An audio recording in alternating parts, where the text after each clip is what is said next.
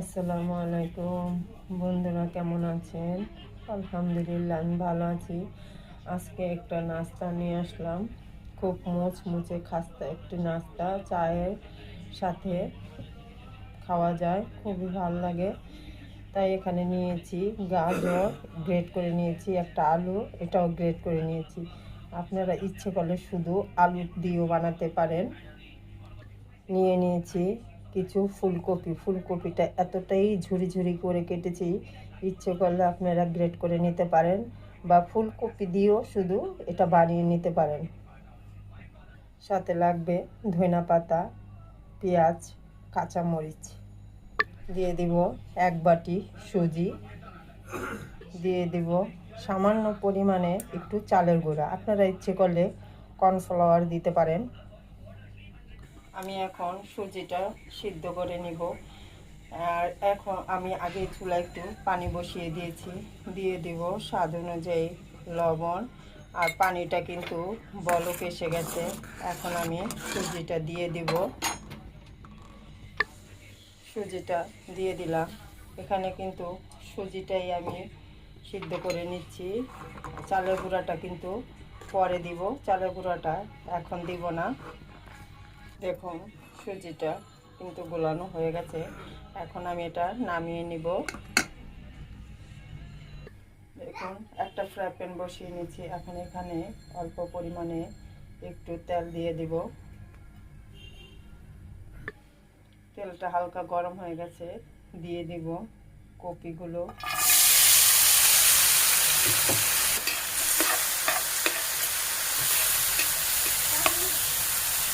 দিয়ে দিব গাজর, দিয়ে দিব আলুগুলো।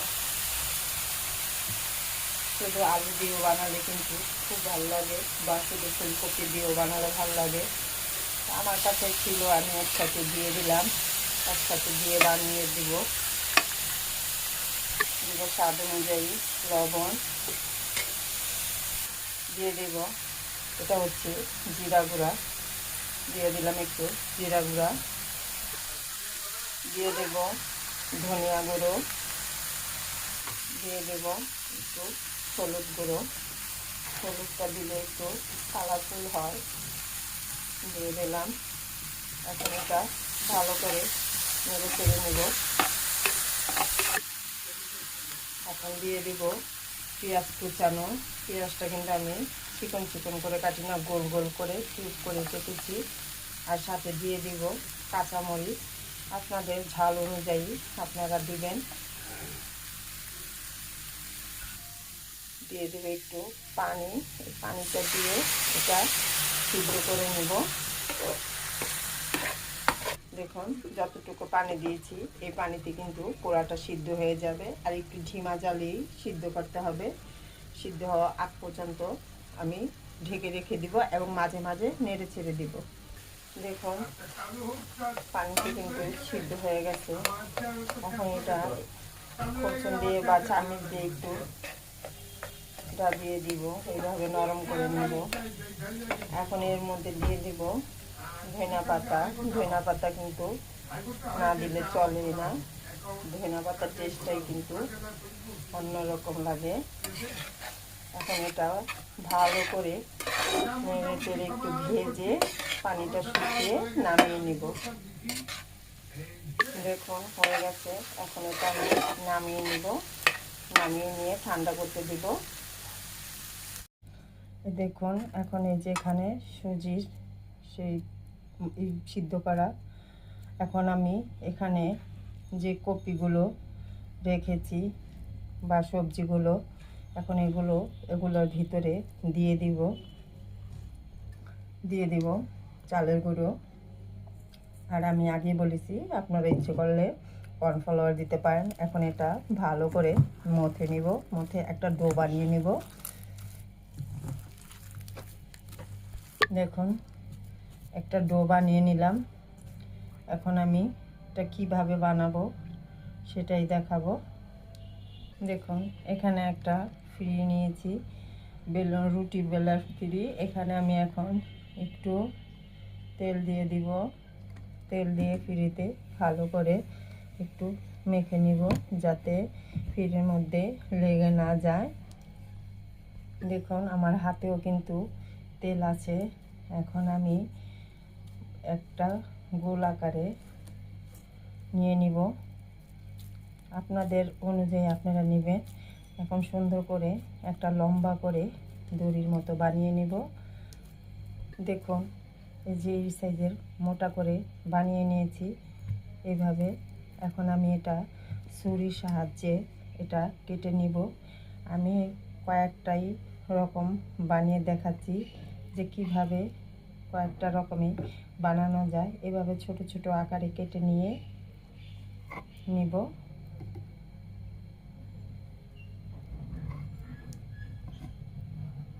দেখুন এভাবে একটা দেখালাম, এভাবে কেটে নিলাম। আর একটা দেখাচ্ছি ডিজাইন। দেখুন এখন কিন্তু একটা ছোট আকারের বলের মতো নিয়েছি। বলটা এইভাবে একটু চ্যাপটা করে নিব। চ্যাপটা করে এই যে আমি ক্যামেরা বাইরে চলে গেছিলাম, এই যে এইভাবে চ্যাপটা করে নিলাম।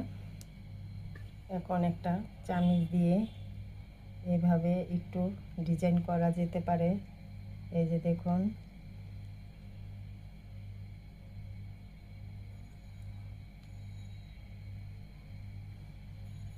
দেখুন ডিজাইনটা কিন্তু সুন্দরই হয়েছে। এভাবেও বানানো যায়। দেখুন আর একটা বানিয়ে নিলাম। দেখুন এটা কিন্তু এভাবে ফ্রিতে করেও করা যায় এবং দুই হাতে তেল মেখে গোল আকারে করা যায়।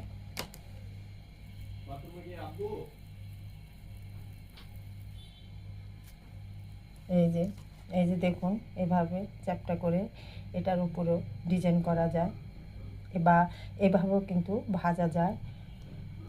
দেখুন আর একটাও ডিজাইন দেখাচ্ছি।